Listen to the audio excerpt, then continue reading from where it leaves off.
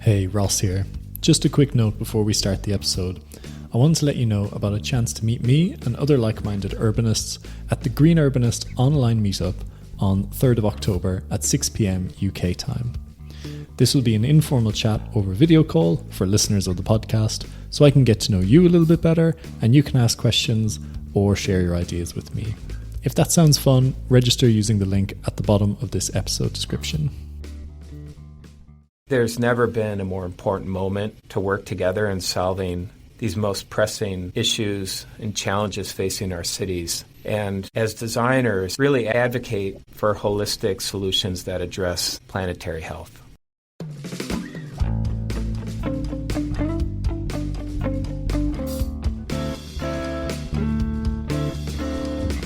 Welcome to the Green Urbanist, podcast for urbanists fighting climate change. I'm Ross.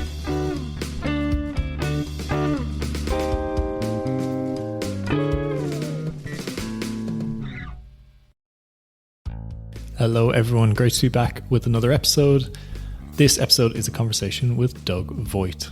My name's Doug Voigt. I'm a partner at SOM, and I work with a group of really creative designers and planners that are focused on the design of cities. In this episode, we focus initially on the Wild Mile project in Chicago, which is a project that has reclaimed part of the Chicago River, which is highly engineered, and sort of reimagined it as an ecological and a community asset, and includes some really interesting innovations such as floating vegetation patches and sort of trying to bring back some of the natural habitat to what is a very unnatural sort of watercourse at this point, but also enhancing access and providing facilities for the local community and really helping the city sort of turn back towards the river and celebrate it and make use of it once again. That branches out, the conversation then branches out, talking about some other projects that Doug has led. That Wild Mile project, inspired them and gave them some innovations that they were then able to scale up to a project in the Pearl River Delta, which looked at building flood resilience on a huge scale by having these sort of almost floating mangrove type installations. We talk about a couple of other projects, but also just generally around the ways, really positive ways, that we can rewild and renaturalize cities, of course for biodiversity and for our own benefit, but also as a way of solving lots of the challenges of the 21st century around building resilience to climate change, as well as all those other benefits. So for me, it was a very uplifting episode, very inspiring, and Doug speaks so well on all these topics. You can have a look at som.com to see more of their projects. There's a link to the Wild Mile page in the episode description, so you can go and look at some really nice visuals of that. Maybe you want to have a look while you're listening to this. So yeah, huge thanks to Doug and the team at SOM for helping to pull this together. Really hope you find it useful and inspiring. And my call to action for you for this episode, if you're enjoying the podcast and you've been listening to a couple of episodes, is to make sure you're subscribed so you don't miss any episodes. Subscribe or follow on whatever app you're using. And if you're on Apple Podcasts or Spotify, please do give the podcast a 5-star rating and leave a review, as that helps it sort of climb up the rankings and get seen by more people. And the other thing you can do is just, if you found this a good episode, do share it on social media, on LinkedIn, or with some of your friends or colleagues who might enjoy it as well. All those things really help. And I love doing this podcast, and it's always great to get more people listening. So that's it for now. Enjoy the conversation. What initially sparked you coming on the podcast was your Wild Mile project in Chicago. So let's start there. And if you can tell me just a bit about the story of what that project is and how it got started. Great question. Great point to begin. The river has always been a part of the city and its DNA.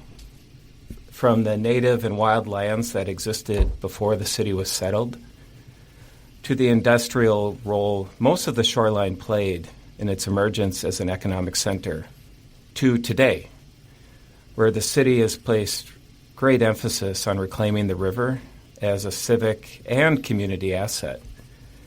And in many ways, this is achieved through increasing access, creating new opportunities for recreation. And together, these are a big step towards a new model of stewardship of this important resource that we all share. The ideas for the Wild Mile began many, many years ago, back when, with the city, the firm was involved in drafting the Chicago River Master Plan for the entire central main branch, as well as the north and south extensions of the river. And within that plan, there was clear recommendations around restoring the shoreline to its original state, naturalizing the shoreline, as many would say, but also providing continuous access. And there were strategies around all of the reaches, exploring ways to work with open lands as well as privately held land, and sort of exploring ways to connect these sites together and connect communities back to the river. Then about 10 years later, in 2000 to 2008, the city released its updated Chicago Central Area Plan, which focused not only on the loop and the city center, but the corridors extending out into the communities. And one of these corridors was the north branch of the Chicago River.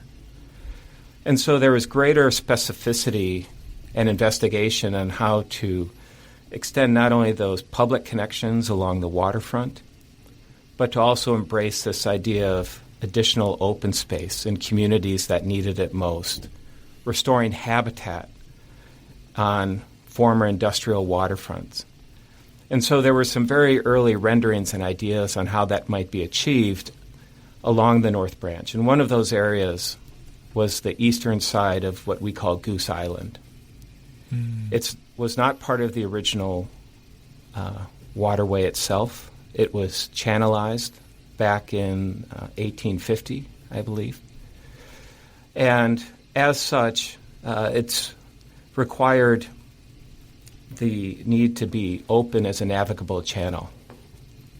And so one of the perhaps largest opportunities, but also challenges, was to find new partnerships, both with the community, but also the agencies that oversee these channelized canals and waterways, to do something different, to discover a new model, to reintroduce nature back into the city and along the Chicago River. And so out of that came a number of projects, beginning with the more focused master plan of the main branch of the Chicago River, which the first several sections opened, I believe, in 2016. These 6 rooms that you see photos of, amazing public activity and programming, and sort of a celebration of the river as really a part of Chicago's soul. And then most recently, we worked with quite a large group of individuals and experts on a master plan for that section of the North Branch of the river, from Chicago Avenue up to North Avenue. And through that process, which also involved community engagement, working with many different stakeholders, as well as experts from the Shedd Aquarium, Northwestern University, other scientists and ecologists that brought insight and expertise beyond our own practice. Through those sessions, this idea of the Wild Mile came forward and are documented in a master plan that was completed around 2018. And then work began on how to design this first section. We knew it would be phased all along. There was an idea behind how to make the most of that first phase, which is only 400 feet, how to connect it to the existing fabric of the city, how to create an expansive landscape and wild habitat down at the shoreline, but also to extend access in that first phase so people could experience what that's like at the water level. And that first phase opened during the pandemic in 2021. And we're excited to share that this summer, construction of the second phase, another 400 feet, was installed and will open in the next couple of weeks. Great. So maybe you can tell me a bit more about, I suppose, the actual design of it. Like, what would people expect if they went to visit there? What sort of activities are happening there? And then we might circle back around and have some other questions as well. Great. The city is really putting water innovation front and center. This is one project of many that the city is deploying all around Chicago. When you visit the Wild Mile today, you'll see a number of floating wetlands, these rafts, that more or less on the surface provide extensive habitat and for wildlife. When you're walking through this first section, you are on these wooden walkways that really remove you from the city. It immerses you in this environment that is quite special. And being in that close proximity to landscape and nature in a way that's quite wild, unmanicured. What perhaps is most exciting, though, is when you visit the site with others that oversee its operations, the scientists behind the work that are continuing to do research and track evidence of how this has contributed to not only the health of the river, but the expansion of species within this part of the city. They'll share with you what's happening below the waterline and this amazing root structure that extends down.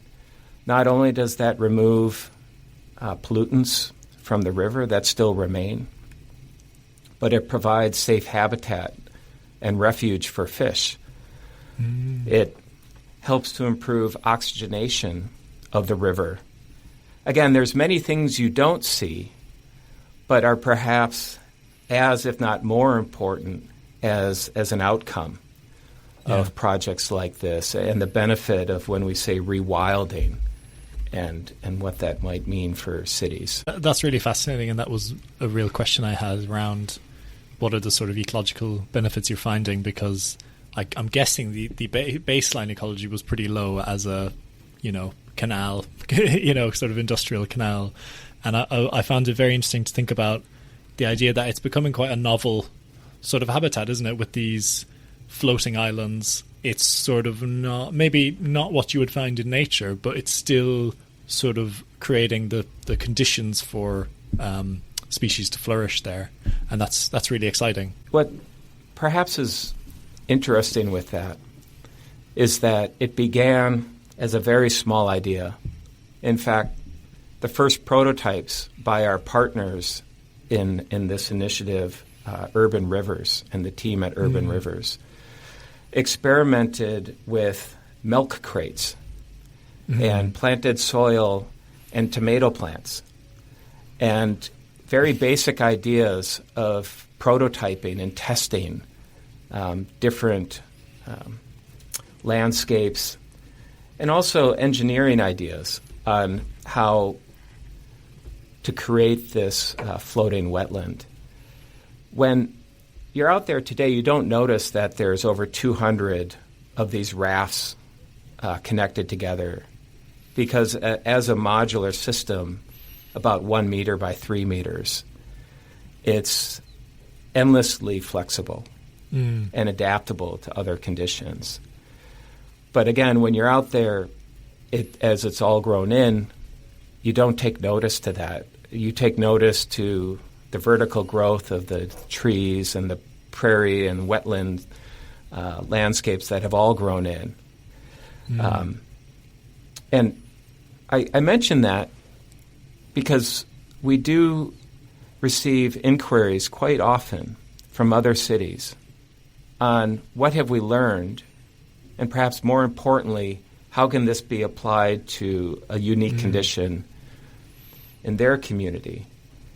And even here in Chicago, there's now a second site that's being explored down on the South Branch that we call Bubbly Creek, very highly polluted portion of the river, industrial sites that are going through that type of transformation you would hope to see within urban areas, and thinking through how best to strategize a post-industrial future along the shoreline. What are the connections? Not only community connections to a more publicly accessible waterway, but also, and perhaps as important, are the ecological connections. As we all know, these natural systems were severed when industry came in or more traditional engineering solutions were deployed. They really disconnected that relationship between the land and the river. Yeah, absolutely. I mean, I did my master's degree in urban design about 10 years ago in Leeds in northern England, and there was sort of the running joke in the course that there is a river that runs through Leeds, but you could live there and never find it because it's just hidden away. It's the classic industrial thing of just old buildings lining it. They all face away from it, and there's very few access points. And I think that seems to be quite a common thing of industrial cities. One of the things that we often forget is, of course, projects like the Wild Mile is about rewilding. It's about nature and biodiversity. But it's also a cultural thing. And as you were just describing, it's about our relationship with our surroundings and our connection to a place. Yeah, that's one of the things we find. Yeah, that's one of the things we find fascinating with projects like this is how can they bring ideas to solve more than just a single problem and have a greater benefit to communities. In many ways, I guess another way, just thinking out loud, projects like these, and there's many examples around the world, where these investments are also maybe seen as resilience hubs. And this idea of what is the essential infrastructure for communities, beyond the ability to bring additional recreation and nature into communities. There's an educational component tied to the Wild Mile. There's a expansive programming that happens throughout the year, both out on the site, but also with the schools in the surrounding community. And I think this is something we could do a lot more within design, is strengthening connection to these important assets or essential infrastructures for communities. Yeah, and something I want to ask you as well is around, you said this thing of, using projects as a way of building community and solving multiple problems. Do you find these sort of nature-based projects are particularly good at doing that? Yes, every project has the potential to be good at doing that. I think as designers, we're always optimists that we will find something, an idea that is quite transformative and beneficial. But in terms of green infrastructure, it oftentimes is right in front of you. And it's about rediscovering these connections that were formed by nature many, many years ago and opening a linkage that unleashes a sea of opportunity. There was a opportunity when we worked with the city of Detroit on its riverfront. And these connections that extended 2 miles into the city from the riverfront. And there was one in particular that a single block that was private land and fenced off, waiting to be sold or developed, prohibited that connection, that bike trail, that greenway from extending out, but more importantly, connecting that community that wasn't on the river to the river. And so through a very simple set of ideas for this one block, we were able to find a new partnership between the landowner, the city, and the community, which, as one of the first phase projects to come out of that plan, had tremendous impact, because now it brought communities that were 2 miles away to the river, in many ways riverfront communities, through this greenway, without relatively significant cost. I think that's another interesting point, is the ability to look at plantings, to look at rewilding, to look at improving access, are all relatively basic ideas in maintaining and operating a city. And if we have the ability, through more holistic thinking around our cities, exploring ideas not only at multiple scales, but showing the benefit between and relationship across those scales, we may more quickly identify these early wins that can have an outsized and positive impact on residents and cities. I think coming back to the sort of delivery of the project, which I find it fascinating. It sounds like, from what you're saying, the Wild Mile was part of a wider city plan that the Chicago city was developing. Was it part of like a wider regeneration of the area, or was it just funded as a good thing to do in a sense, without the sort of property development with it? Interesting question, because as you know, there's many initiatives happening oftentimes simultaneously, and I think here we were fortunate that the city had also initiated a plan to rezone the north branch of the river, and their framework plan that addressed in a very open format a shift in land use that was beneficial to the ongoing work of this section of the river that we were focused on in terms of environmental restoration and public open space. And so I think they were beneficial and supportive of one another, even though one could say they're both demonstration projects and initiatives. One to look at the larger systematic shifts in land use and transportation, to then the more micro ideas around public space and public access to the river. Yeah. And there's I'm sorry. No, go ahead, please. There are other examples along the river of extending bikeways and public access. What's interesting with the Wild Mile is that it very simply achieves, I'd like to say, all of those, as opposed to just extending access or just renaturalizing the shoreline. There's a very intentional effort to demonstrate how those can all come together. And then, even within the first 400 feet, be expanded upon, so that we create these loops from the city to the shoreline, back out to the city.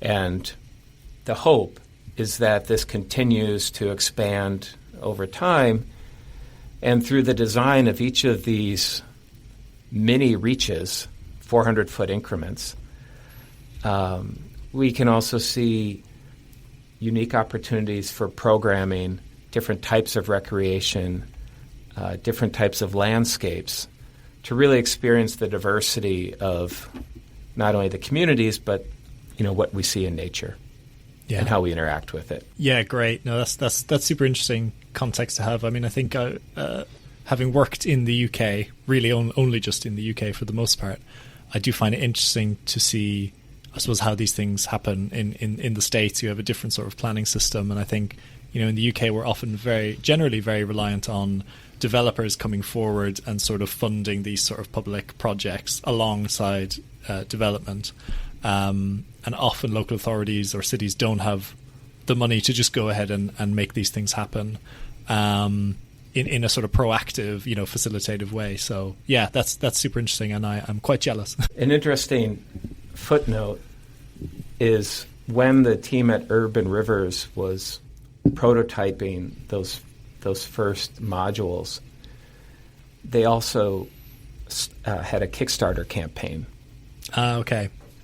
To raise funding to further that initial research. And it wasn't until later that through a community and city grant was the more formal plan for the Wild Mile put forward. Mm. And I mention that because I think this idea of partnerships can come together when there's a strong idea and there's a compelling argument of what the benefit of this sort of investment can make in communities. Yeah, totally. And I love that it's a community, maybe a project that was kickstarted by the community. I think that says a lot, I suppose, about how it's ended up being a very community focused and project. Yeah, I think. But I want to sort of talk a little bit more about how this has influenced some of your other work and some of your thinking on other projects. I think to sort of cap this off, I find it interesting to think about the term wild and rewilding is a term that is used a lot now. It's become quite, I think, a trendy term in a sense, but it's also quite divisive. And I think this is a good project, whether it sort of fits people's definitions of wild or rewilding. What it does show is that these sort of projects are not about excluding people, but are about bringing people and nature together in what is a very urban form of nature, but one that's still really positive. So yeah, I think that's been my sort of perspective on this. It's a really important point.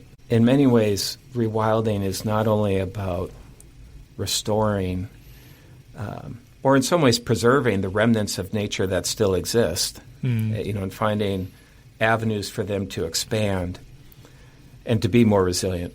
But it is, along those lines, it's about growing and strengthening habitat for all forms of life. And that includes communities. And as a practice that works in cities around the world, there never has been a more important moment to work together in solving these most pressing problems. And at the same time, understand how each can maybe start to holistically address things that are critical to planetary health. And a great example of what we learned in the 400 feet of the Wild Mile, we applied halfway around the world in the Pearl River Delta, the Greater Bay, as it's often referred, one of the fastest urbanizing parts anywhere on the planet. And how through that rapid urbanization of what was primarily delta lands, the engineered solutions provided safety and resiliency to those communities, engineered levees all up and down the coastline. But as a result, they also severed the connections to the waterfront that were essential to the settlement not only of this part of the world, but also the natural systems that required that connectivity in terms of the health of the river and the habitat and species that were not along the shoreline but would make their way. It's that broader understanding of an ecosystem and how we look at systems in cities. And as we were working on this one project, we felt it would be worth exploring an alternate way to retrofit these engineered levees. And of course, at a much larger scale, as you can imagine, we put forward a concept of a living levee, which extended from the existing engineered concrete and steel solution. It extended out into the river 100 meters or more. And through sculpted landscapes, small sort of eddies, we created what in many ways was what the mangroves had did generations before, the existing mangrove that were along the coastline, in that they were very effective at reducing the force from storm surge. They themselves, through their lattice-like structure both above and under the waterline, created habitat for species. And in many ways, we found that through this living levee, we could reestablish that interface. We could expand, just as with the Wild Mile, all of those aspirations for a healthier river. And that's just one example of how a very small idea can inform a much larger opportunity through design, through engineering, through interdisciplinary research and inquiry. It represented to us something very important in thinking about cities, and that is the opportunity to re-engineer what had been considered best practices. Yeah. And find ways to consider the next generation of investments that could even be more impactful. I think that is one of the questions that urbanists have to tackle. As you know, many countries around the world are starting to reach their population peaks and come down. They're having declining populations in Europe. Also you mentioned Detroit earlier, classic example of a shrinking city. And it's this idea of, if we have, maybe we're not urbanizing so quickly and we have infrastructure that is now defunct or is out of coming to the end of its life, or simply not considered best practice anymore. How that's a new challenge, isn't it? Than starting with a blank page in a sense. How do you retrofit that for the challenges of the 21st? It's a great experiment. Yeah, but one that has to be explored collectively and across multiple disciplines, because they're connected to so many things within our cities. And at the same time, they need to address so many different things of our cities, especially as funding for these sorts of civic projects is limited currently. And it is interesting as we're talking, reflecting on your earlier comment of sort of a community-initiated project like the Wild Mile,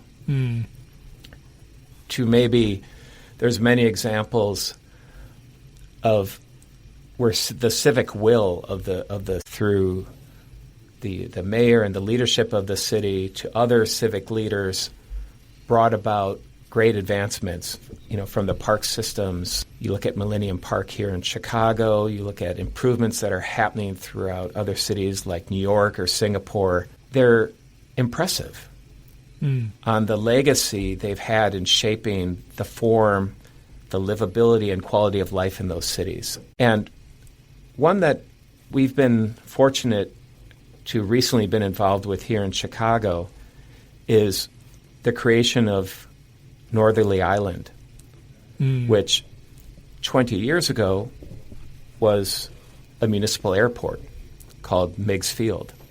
This is out on the lake, just next to the museum campus, where we have the Shedd Aquarium, the Adler Planetarium, and the Field Museum. A while back, there was an initiative during the night to close the airfield.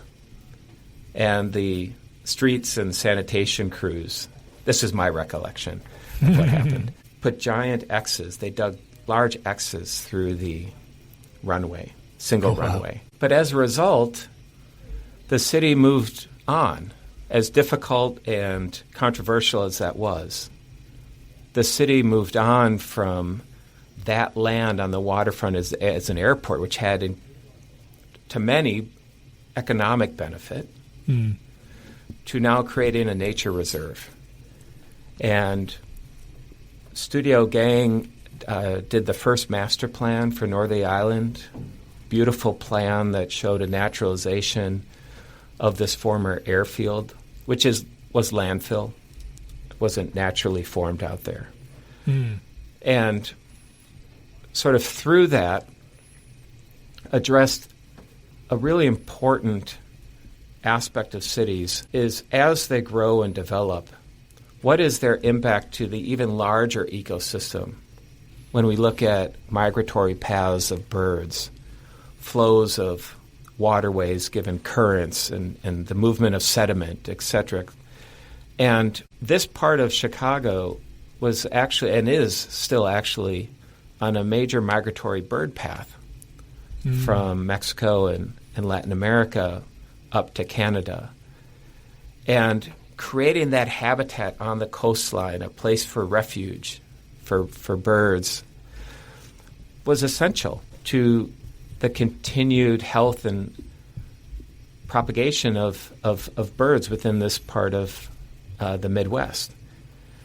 And more recently, our involvement was through a larger consortium that was brought together to re-envision the museum campus and to take those early ideas for Northerly Island and expand them throughout the campus.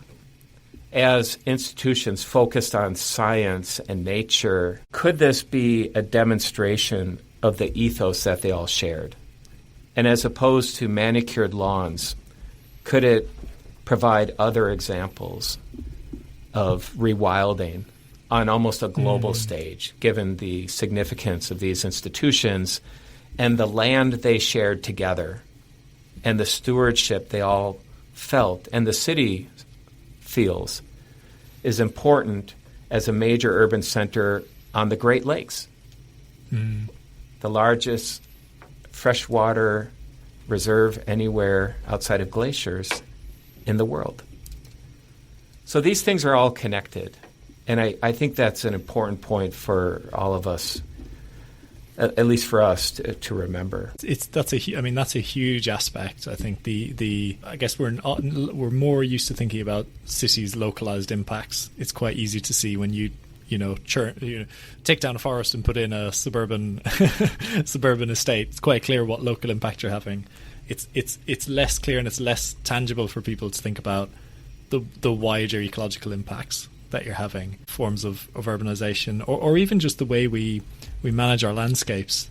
There's a great story from the Knepp rewilding site in south of England. There's a book called Wilding by Isabella Tree, and she talks about the fact that there's bird species like the nightingale and the turtle dove, which have had sort of 90% numbers decline in the last 50 years, and it's been somewhat of a mystery of thinking about why have they had such a dramatic decline.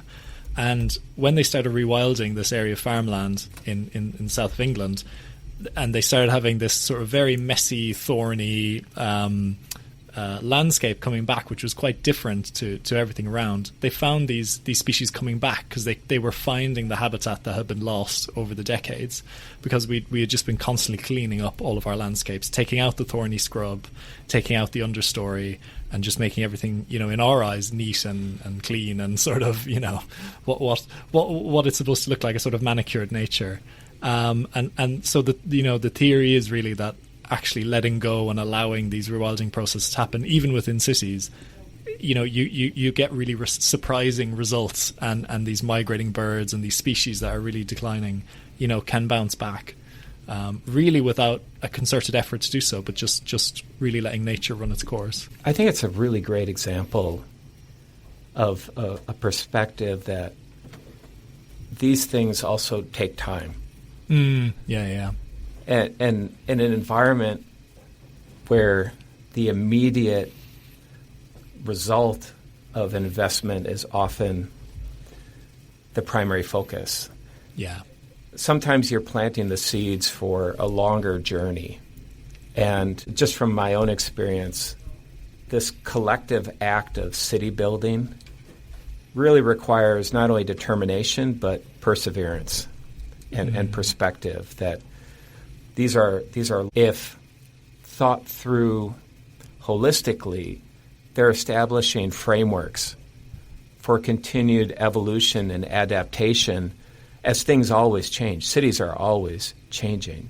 Nature is always evolving. But to remember the importance of connectivity and the integrity of systems, which, again, it has its overlaps with engineering and other areas of science, is taking a systematic approach at the relationships between these at multiple scales might open opportunities for designers to have even bigger impact, positive contribution to cities. Yeah, totally. That's really well said. I'm quite interested to just circle back around to your Pearl River Delta project, looking at the sort of engineered mangrove, floating island things. And, firstly, just wondering where that project has got to. Maybe it's still in the planning stage. And I'm very interested to know how this is sort of on a much larger scale, and how do you go about testing the effectiveness of something like that it might actually work in reality? Well, just for all of us, it's such a different scale. It's home to 65 plus million people. Just to set expectations. Yeah. And, it's a major manufacturing and urban regional hub of the planet. It's one of the great bays, like Tokyo and New York and San Francisco. There have been some prototypes explored in portions of the river. There are some larger plans that we are currently involved with that, again, are continuing to explore how to implement these ideas. Yeah. There aren't large stretches of the river that have demonstrated this yet. But there continues to be not only great interest, but priority placed on green infrastructure throughout the region. And I think we will start to see evidence of that as the focus on quality of life, these rapidly urbanizing areas, is viewed on the same level as economic. And so improving the quality of the built environment, restoring the connections that provide resiliency to the health of our natural environment go hand in hand. And I think there's a recognition through all of this that is the way forward. It's not a question of either or, but that they both need to coexist and demonstrate value that they bring to these cities. It is interesting, though, as you mentioned, working at this scale. About 7 years ago, the firm was involved in assembling a strategic plan for a national wetland park along the Yellow River in northern China, the Mother River. And just a couple of years ago, we celebrated the opening of the park's first phase, which was quite significant in its own right. And so, these projects, they're ambitious in scale and their positive impact, but they also take time. And I think we will continue to need to keep an eye on these projects and see how their realization does restore these important natural and recreational amenities in cities, and then what can be replicated and learned from that. Yeah, that's great. I actually just came back from a 2-week trip in China, and one of the things that I was super impressed about was the quality of the landscape design. But in lots of the places I went to, there is some absolutely world-class parks, riverfronts, wetlands, all sorts of stuff that really should be celebrated. Well, they're critical to the daily life of anyone who lives in those cities. Yeah, totally. I was also just in China. I'm sure we passed each other, and was going for a run along the Suzhou Creek, which was recently restored. This leads into the Huangpu River and the Bund. Very intimate, but amazing in terms of the quality of the experience. And this happened just over the last 3 to 5 years. Yeah. Dramatic transformation. And then you begin to see refurbishment of older industrial buildings with new uses. You see new residential development and mixed-use development coming along this, what was really a piece of green infrastructure. And interestingly, a reinvestment in the core of the city, perhaps one of the oldest parts of the city, which is very different than providing housing solutions that continue to extend outward and push towards the periphery of our cities, which is also many times at the expense of large pieces of open land. And so I think we all recognize the importance to think through the different alternatives, the multiple futures that are a result of what seem to be just very isolated design decisions.